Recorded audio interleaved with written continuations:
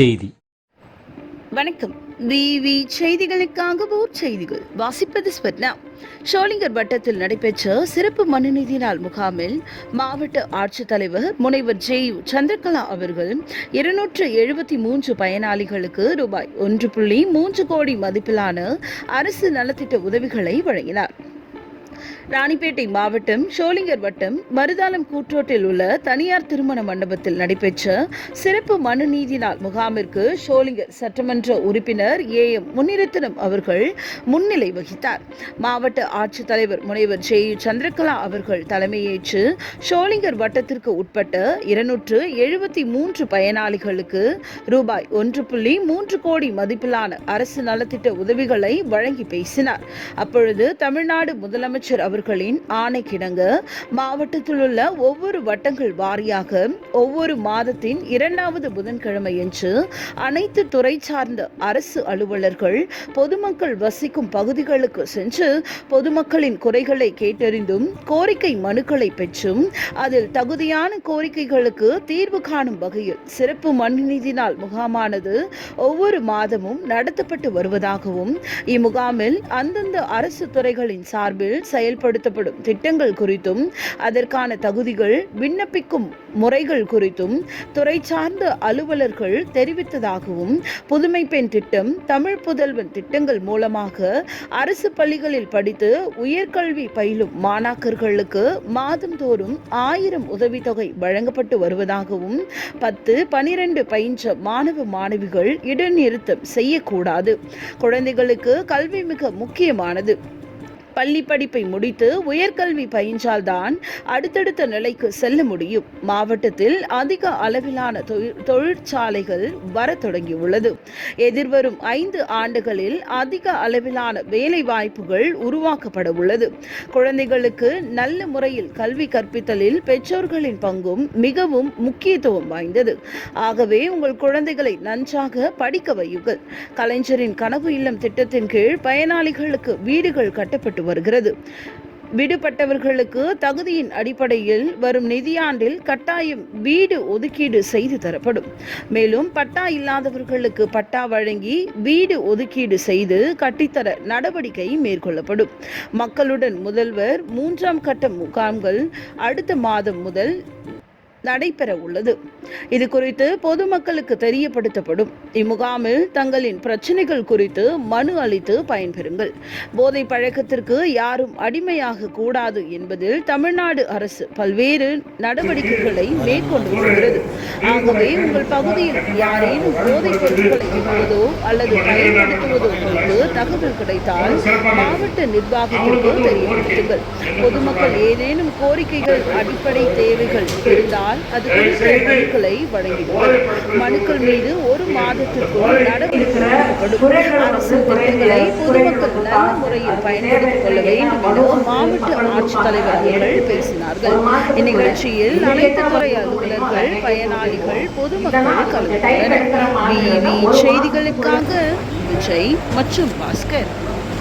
கர்ப்பிணி தாய்மார்களும் இல்லைன்னா சின்ன குழந்தைகள் சரியாக டைமா சரியான சத்துணவு கொடுக்கலன்னா எந்த மாதிரி பாதிப்பு இருக்கோ, அதனாலதான் நம்ம மாண்புமிகு தமிழக முதலமைச்சர் ஊட்டச்சத்து உறுதி செய்ய ஒரு ஸ்கீம் திட்டத்தின் மூலமா நம்ம 6 மாசத்திலிருந்து 6 வருஷ குழந்தைகளுக்கு யாரையும் மால்நியூட்ரிஷன் இருக்கு அவருக்கு எல்லாம் அந்த சத்துணவு கொடுக்குற மாதிரி நம்ம நிறைய இதுல பயன்படுத்தினாங்க. நிறைய கர்ப்பிணி தாய்மார்கள் இதுல பயன்படுத்திட்டு வந்துட்டு இருக்காங்க.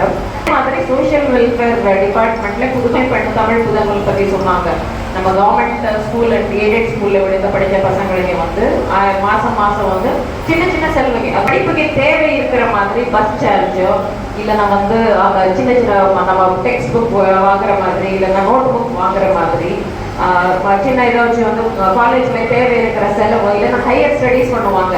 இப்போ காலேஜ் முடிச்சுட்டு நிறைய நெக்ஸ்ட் ஹையர் ஸ்டடீஸ் போகும்போது தேவை இருக்கிற எக்ஸாம்ஸ்க்கு ப்ரிப்பேர் ஆகிற மாதிரி ஹெல்ப் ஆகிற மாதிரி இந்த தமிழ் புதல்வன் புதுமை பெண் ஹெல்ப் ஆகுது.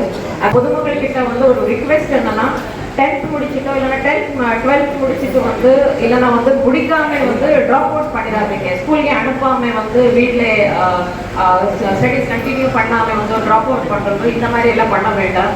நம்ம வந்து காலேஜ் ஸ்கூல்ஸ் முடிச்சுட்டு 12th ஸ்டாண்டர்ட் முடிச்சுட்டு காலேஜ் போனால் நிறைய வந்து திட்டங்கள் இருக்கு. நீங்க ஹையர் ஸ்டடீஸ் பண்ணணும்னா அதுல வந்து இப்போ 12th முடிச்சுட்டு ஹையர் ஸ்டடீஸ் போறதுக்கு அதுக்கு உதவியாகிற மாதிரி நம்ம தமிழ் முதல்வன் புதுமை பெண் திட்டம் இருக்கு.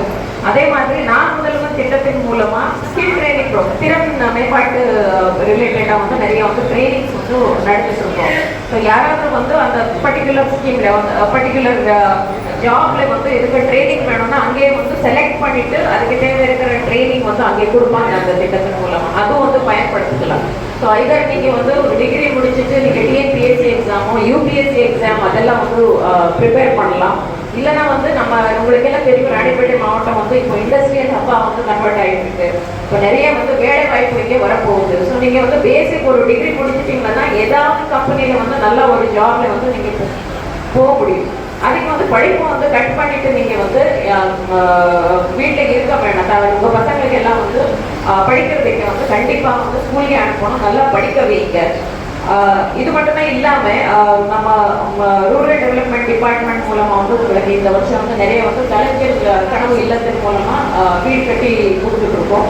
ஸோ இந்த அடுத்த வருஷமும் வந்து நமக்கு நிறைய வந்து கட்டி கொடுக்க வேண்டியது இருக்கு. ஸோ இந்த வருஷம் யாரையாவது வந்து வீடு வரல, இல்லைன்னா ரோடு இல்லை, அந்த ஊர்ல வந்து ரோடு இல்லை, இல்லைன்னா வந்து தண்ணி வசதி இல்லை, அப்படி ஏதாச்சும் சொன்னா இமீடியட்டா நமக்கு வந்து சொல்லிடுங்க.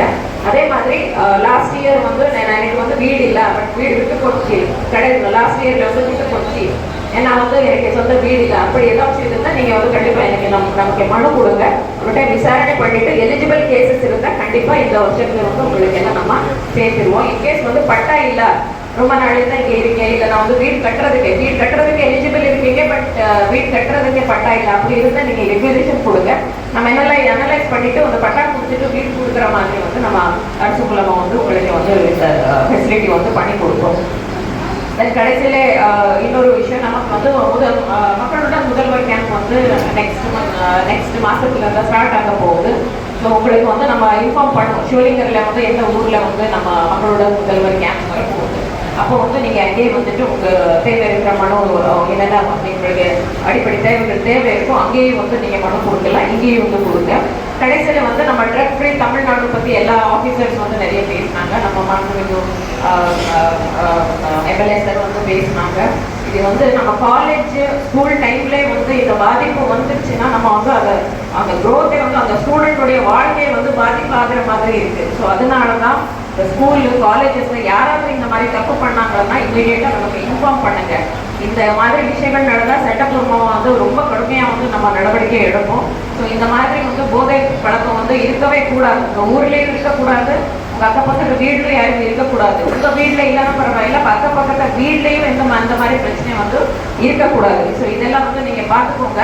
ஏதாச்சும் வந்து மனு இருந்தால் உங்களுக்கு தேவை இருக்கிறது ஏதாச்சும் இருந்தால் நம்ம கொடுங்க. இப்போ நம்ம வந்து மனு எடுத்துட்டு உங்களுக்கு தேவை இருக்கிற ஏதாச்சும் வந்து இமீடியட்டாக பண்ண கொடுங்க. நம்ம இமீடியட்டாக ரிசால்வ் பண்ணி கொடுக்கறதுக்கு நம்ம கண்டிப்பாக நடவடிக்கை எடுப்போம். நன்றி, வணக்கம்.